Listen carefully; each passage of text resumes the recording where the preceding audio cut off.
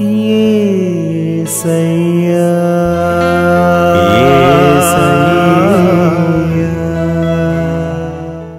హల్లెలూయా. దేవునికి స్తోత్రం. ఈ వాక్యం వింటున్న వారందరికీ యేసుప్రభు వారి నుండి ఆశీర్వాదం, ఆరోగ్యం, ఐశ్వర్యం, సంతోషం, సమాధానం, నిరీక్షణ కలగాలని ప్రార్థిస్తూ సమస్త మహిమ, ఘనత, స్తోత్రం యేసుప్రభు వారికే చెల్లిస్తూ ఈరోజు మనం పరిశుద్ధ గ్రంథం నుండి మత్తయి సువార్త 25వ అధ్యాయం 24, 25, 26 వచనాలు చదువుకుని ధ్యానించుకుందాం. తరువాత ఒక తలాంతు తీసుకొనిన వాడును వచ్చి, అయ్యా, నీవు విత్తని చోట కోయివాడవును, చల్లని చోట పంటను కూర్చువాడవునైనా కఠినుడవని నేనెరుగుదును. గనుక నేను భయపడి వెళ్ళి నీ తలాంతును భూమిలో దాచిపెట్టితిని. ఇదిగో నీది, నీవు తీసుకొనుమని చెప్పెను. అందుకు అతని యజమానుడు వానిని చూచి, సోమరివైన చెడ్డదాసుడా, నేను విత్తని చోటను కోయివాడను, చల్లని చోట పంటను కూర్చుకొని వాడనని నీవు ఎరుగుదువా? ఇక్కడ యజమాని ఒక తలాంతును వాడని దాసుని సోమరివైన చెడ్డదాసుడా అని అంటున్నాడు. అంటే ఆ దాసునికి పనిచేసే శక్తి, సామర్థ్యం ఉంది. కానీ సోమరితనంతో ఆ తలాంతుతో పని చేయకుండా యజమానుడు అడిగినప్పుడు యజమానునే నిందిస్తున్నాడు. అతనిలో ఉన్న సోమరితనం అతనిని యజమానినే నిందించే స్థాయికి తీసుకుని వెళ్ళింది. ఇది ఇంకా బాగా అర్థం కావడానికి ఉపమాన రీతిగా తెలుసుకుందాం. రవి ఒక పోస్టర్ డిజైనర్. అతను వివిధ రకాలుగా కొత్తగా పోస్టర్స్ డిజైన్ చేసే టాలెంట్, స్కిల్ ఉన్న వ్యక్తి. ఒక పెద్ద డిజైనర్ కంపెనీలో అతను ఉద్యోగం సంపాదించాడు. ఆ కంపెనీ ఓనర్ అతనికి ఒక పెద్ద క్యాబిన్, మంచి ఫెసిలిటీస్ అన్నీ కల్పించాడు. అయితే రవి ఏమో, నేను ఎంత గొప్పగా పని చేసినా నాకేమైనా ఆస్తి, అంతస్తు ఇస్తారా? ఏదో ఒకటి డిజైన్ చేసి వెళ్దాంలే అని అనుకుని ఏదో ఒకటి చేసేసి ప్రతిరోజు త్వరగా ఇంటికి వెళ్ళిపోయేవాడు. అదే కంపెనీలో ఆదిత్య అనే అతను కూడా పోస్టర్స్ డిజైనర్గా పని చేస్తూ ఉంటాడు. అతనికి ఒక క్యాబిన్ ఉంటుంది. అయితే ఆదిత్య మంచి కొత్త డిజైన్స్తో పోస్టర్ని చాలా అందంగా, ఆకర్షణీయంగా తయారు చేసేవాడు. 2 నెలల తర్వాత ఆ కంపెనీ ఓనర్ ఇద్దరిని పిలిపించి, మీరు తయారు చేసిన పోస్టర్స్ తీసుకుని రండి అని చెప్పాడు. ఇద్దరూ తీసుకుని రాగా ఆ ఓనర్ మొదట ఆదిత్యను మెచ్చుకున్నాడు. నీకు అప్పచెప్పిన పని కన్నా ఇంకా ఎక్కువగా చాలా బాగా చేశావు అని మెచ్చుకుంటూ ఉండగా అదే సమయంలో రవి చేసిన పోస్టర్స్ చూస్తాడు. ఆ ఓనర్ ఒక్కసారిగా కోపగించుకుని, అసలు ఈ పోస్టర్స్ ఏంటి ఇలా ఉన్నాయి?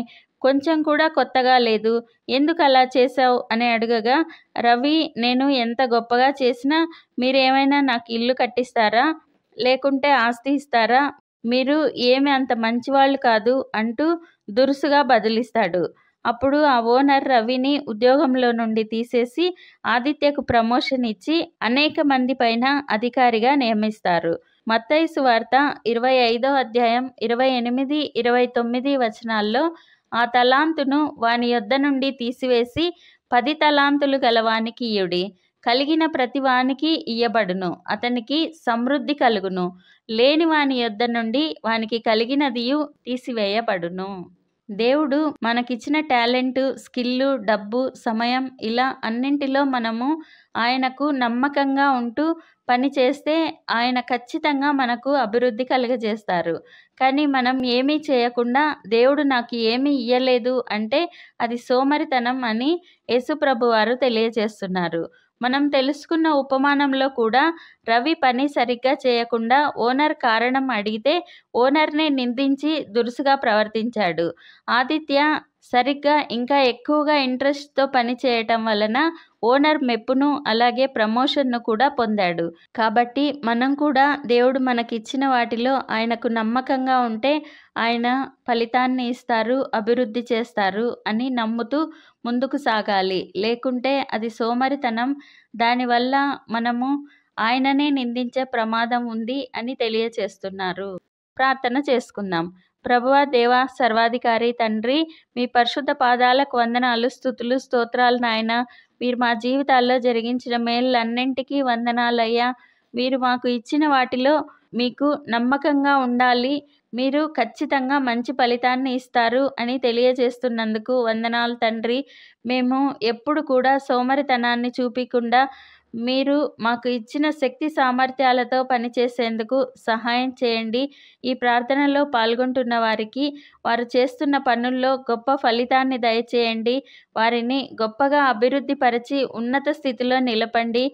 ఘనతతో నింపండి. మేమందరం ఈ దేశానికి, ప్రపంచానికి ఆశీర్వాదకరంగా ఉండులాగున ఆశీర్వదించమని నజరేయుడైన యేసుక్రీస్తు నామంలో ప్రార్థిస్తున్నాం తండ్రి. ఆమెన్. ప్రతిరోజు మీ కామెంట్స్ చూస్తున్నాము. ఈ ఉపవాస ప్రార్థనలలో మీకోసం కూడా రోజు ముమ్మారు ప్రార్థిస్తున్నాము. భయపడకండి, దిగులు పడకండి, కృంగిపోకండి. యేసుప్రభు వారు తప్పక విడుదలనిస్తారు. ఆయన మహాకృప మనతో ఎల్లప్పుడూ ఉంటుంది.